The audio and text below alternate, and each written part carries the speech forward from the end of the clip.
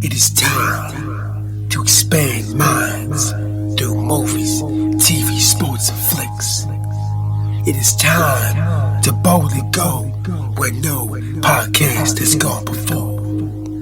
It is time for the Captain Talks Flicks. The Captain Talk Flicks. Welcome to the Captain Talk Flicks podcast. I'm your host, the Captain Cortez, aka Mr. Love, and this is where we talk flicks. And ladies and gentlemen, this past week to battle the bitter cold in the state of Michigan, I sat back and got to go back into outer space and see my most favorite franchise on planet Earth. And I am talking about the one and only Star Trek. Yes, we're going back to school, back to Starfleet Academy. Let me get to that first couple things. I want to give a big shout out to South Lyon, Michigan. Got some plays over South Lyon this past week. Gracias, gratitude, Yoruba. In South Lyon, you are my Michigan brother. You live in the same state, so right now you know it's super cold. Yeah, it's bitter, super cold. No, you are here, so you know what it is. It's very cold. I hope you guys stay warm. And also, South Lyon, I heard about your fantastic cider mill in your city. We got one in our area as well, but yours looks very cool as well. One of these days, I have to travel up to the cider mill, hang out, chill, have some cider, get a pumpkin, all that. So thanks, listen, I appreciate guys' gratitude. And additionally, this episode is brought to you by vinyl. Yes, vinyl records. You know, records on a regular vinyl. We here at Existing Fiction have started putting out vinyl, and we've started that with 2 albums. One from Sunzu Cosmic, and one from me, Chico Cortez. Mine is called Labyrinths of the Mind, and Sunzu Cosmic's vinyl is called Elderflow. So if you want to hear some of our music on vinyl, I guarantee you never heard anything like this in your life. So if you want to hear some of our vinyl, put the link below, check it out. Now, let's get on the podcast. Ladies and gentlemen, like I said earlier, we went back to Starfleet. We had to see the adventures of Caleb, the Chancellor, Nala, Aki, and all the rest of the guys, right? All fine characters. Sat back with my lady and I watched this past week. And let me just say this, like I said last week, this show is phenomenally good. Now, I saw the ratings out here as far as the, user stars. And I see they're kind of low, and that's fine. You guys have your opinion. But like I said before, I guarantee this is going to be a hit. This is a really well-written, really good show. As a long-time Star Trek fan, I think it's great. I'm here for it, right? And my lady likes it as well. And she's not even a Star Trek fan. So we've bridged the gap between Starfleet fan and non-Starfleet fan. And we've come together. We are watching Star Trek. Yes, it's phenomenal. Now, let me get into some key things about this particular episode 3 that I want to talk about. Now, first of all, as far as Captain Chancellor Nala Aki, phenomenal character.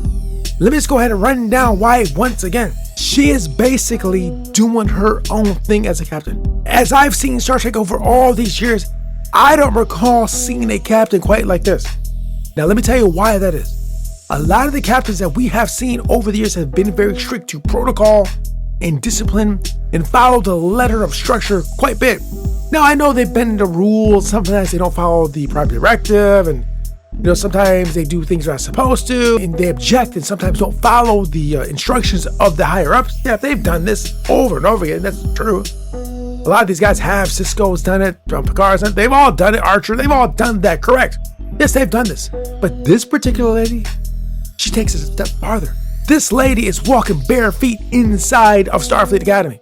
Doesn't even care. When have you seen a character do that? When have you seen a captain do that? When have you seen a cadet do that? When have you seen any person in Starfleet Section 31 or any kind of organized structure within this particular Starfleet Federation done that? Never. Not once. Not one human has done that. I find that fascinating and phenomenal. And she's like, F this structure, I don't care, I'm going bare feet, and I got the paperwork to back it up. I already talked about this before, I'm going to talk about it again, because this adds to what I'm going to say here. And additionally, she has unconventional methods of go ahead and teaching her lessons in a style that I would call a creative captain. This could be the most creative person we've seen in the captain chair. And when I say creative, I'm talking about an artist, a creative human being. Now, I am a creative human being, and as one, I can recognize it. She loves vinyl. She has a record player in her room, right? She plays records. She plays old jazz, old school music, right? This captain is just straight creative. As I dig deeper into this character, I feel to be revealed that she is way more creative in what she does, and she has creative ways of being, and that makes her creative captain, which gives her creative ways to solve problems and an action strategy. And we saw that in this particular episode, to be exact. Now, in this episode 3, there's like a prank war between Starfleet Academy and those war guys, right? Battle, right? Now they're doing pranks, all these things, things are happening. But as these pranks take place, they start to escalate. Now, even the instructor of the war guys gets involved. And our chancellor of Starfleet Academy, Nala, she said, bro, that's not fair. So she gets involved a little bit as well. But what I want to point out is one key factor here, what I really like, is that those war college guys, right? They got into this database and they went ahead and they gathered stories from old. And they picked some old stories, old things that were done. And they used that as the prank when they did a prank. Right, that's fine. There's nothing wrong with looking at old history and go ahead and redoing some of those tactics. That's good. We learn lessons from history. We can do good things. Looking at historical records and choices that can enhance our lifestyle. That's great. That's great to navigate life in that way. I'm not knocking that. You have a great life if you navigate life, based on historical things that happen and how to maneuver around obstacles and problems, right? And how to do things new again that were old. Happens all the time. It's happening to Star Trek right now. They're taking a property from 1966 or whatever year it was, and they're doing it now. Yeah, old and new. Great, phenomenal. What I like about what Starfleet and Nala, they didn't use old playbook. They came with something brand new. And this is why her being the creative gives her advantage. Then I'm gonna go ahead and lay something else out to you as well. Now, I've laid out things to prosper in life as a human being, and one of those attributes is creativity, right? I've said this over and over again, I think, on the podcast and also in my own mind. I've talked to people about it, that having the skill of creativity to enhance it and hone it and use it in ways that will excel and improve your life is valuable. And I think it happens in all aspects of life. Now, we see this particular situation with the prank battle that they use creative methods versus the ones in the book. And at the end of that, spoiler, the war college guy says, I'm done. He taps out. He was done. He was done with the prank war. He said, I'm done. We're finished, right? She used the creative ways of doing it versus the ways they've already done historically, and she beat them into submission, into quitting, right? And this just goes along with my philosophy and belief that as a human in our current reality, if you use creativity in your day-to-day life, it will give you options that maybe are not known. Because you're creative, nobody knows them. Nobody can look these things up because you're putting things together that weren't done before. Now, when things in the real world come into existence, iPad, planes, every invention you can think of, air conditioning, cars, automobiles, these are things that did not exist. Somebody had to create them in their own mind. They were creative human beings. There's creativity in all types of ways, making cars, making albums, doing music. Anything that did not exist prior and becomes existence is a creative act. Now, doing this particular thing in the realm of strategy and war is something that will give you an advantage because they don't know what you're going to do, bro, because they can't think of it because it's not in some textbook. It's not in some database. It's not somewhere else. There's a lot of innovative, creative ways to excel in all spaces, and war is one of them, right? Now, if I had some kind of an army, that was the head of some kind of, war effort, I would definitely have a space for creatives to operate and do their thing and think of new ways of doing things. And I'm pretty sure, without actually knowing this for real, that every agency you can think of on planet Earth probably has some team that has this kind of thinking. Now, I think it's in the CIA. They have these red teaming guys, which basically try to think of the most outrageous possibilities. And I think the reason for that was just trying to find ways to maybe negate that. And they would just sit in rooms or sit in some space. I read a book about it, actually, where these analysts would just kind of think of the most crazy things that could happen and try to analyze and learn from that. I think stuff like that. I know the CIA did that. They may or may not do it anymore. But I'm sure every other, organization has that. The elite soldiers in the militaries around the world. If they don't, they're slipping, to be honest with you. Because creativity is an advantage. And if I, as just a regular guy, sees that, I'm sure the guys in war and military already know this. I'm pretty sure they do. But anyways, in this episode, we saw that in person. Now, one last thing to talk about the captain, the chancellor, which I'm just probably speaking on the whole episode, is that she is a tiny human being, physically, right? She's tiny and she's not physically strong. But she's walking around very strong, intellectual, and physical people and not caring, bro. She just don't care. Just wants, speaks her mind. She's laying on chairs like whatever. She just does not care. She's not intimidated by size or her mental ability. She's just not. She's a very confident captain. This is a captain we've never seen before, ever. Now, you go look at all the captains through all Star Trek history that we've seen on screen. Nobody's like this. Now, I like all the old guys. Pike is great. Picard's great, he's my favorite. But this lady might be the most hardcore creative captain we've ever seen. And it's exactly what the world needs right now. Because in this world, with competing narratives and beliefs and all this chaos that seems to be going on the globe, creativity is one of the keys to help you navigate this big mess. Creative ways of thinking, creative ways of analyzing.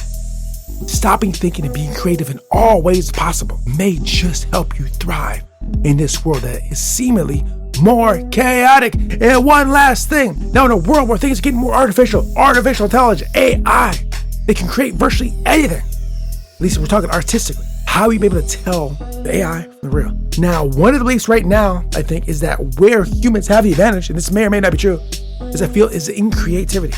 Because, AI can take old things, new things, put together, and create things. They can. But it takes creativity to think of it in new ways. Can they do that? I don't know. Maybe when it gets generative AI can, but maybe not now it can't.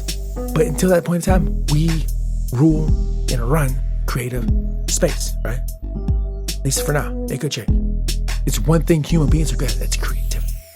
And this particular captain in Starfleet Academy is the most creative we've seen. And it should be interesting as a person who's a molder of mind, teaching young people to have a creative person in that space. She's perfect for the job. And also when she's navigating space, aliens, and battles, and all the problems she has, and it counts for her, the crew, and Starfleet in general, being creative-minded will give her an advantage, in my opinion. Now, I could be totally wrong about this, but as a creative person myself, it has served me well, and I feel it'll serve her well, and anybody else well. So, ladies and gentlemen, Starfleet Academy is phenomenal. It's great. I love it. But I say this all the time. All Star Trek is fantastic. I don't care if it's the Kelvin universe. I don't care if it's TOS. I don't care if it's Next Generation. I don't care if it's Deep Space Nine, Enterprise, Voyager, the new cartoons just came out, the old cartoon. It does not matter. All Star Trek to me is phenomenal. It is the greatest franchise on planet and in the universe and the multiverse. And I'll tell that to anybody. Put our franchise against yours. I'll have it all day. I love Star Trek. True hardcore fan till death. So anyways, to me, Starfleet Academy is great. So yeah, go check it out. Starfleet Academy over at Paramount Plus. Now one little side note. Last night, the UFC had their debut pay-per-view on Paramount Plus. And as a long-time UFC fan, it's looked the greatest it's looked in a long time. It looked great. The production was great. Fights are great. 25 grand bonus for finishes. It is next level. It's the new era. It's the Paramount era. And I'm here for I've been about that Paramount life. I told you guys. Where Star Trek goes, that's where I'm at. Star Trek was there already. And now we got UFC, bro. Paramount is unstoppable. We got fights and Star Trek, bro. I told you, man, life is getting good. So if you want entertainment, you got sci-fi, you got Mission Impossible, you got Star Trek, you got UFC, bro. It is phenomenal. Now, full disclosure, I am an owner in Paramount, to be real with you, okay? Even when they transitioned to Skydance, I still own it, okay? But before I owned it, I was already a huge fan. I've been telling you guys that CBS All Access, but didn't have any ownership. I was already talking about that, right? So I'm still saying it, but just want to tell you guys, I do have a little bit of interest. Generally, if I buy any kind of ownership in anything, it's because I'm already a huge fan. So, ladies and gentlemen, thanks for joining me. I appreciate it. And until next time, we'll see you. Live long and prosper. Spock. Until next time, Captain P. The Captain Talks.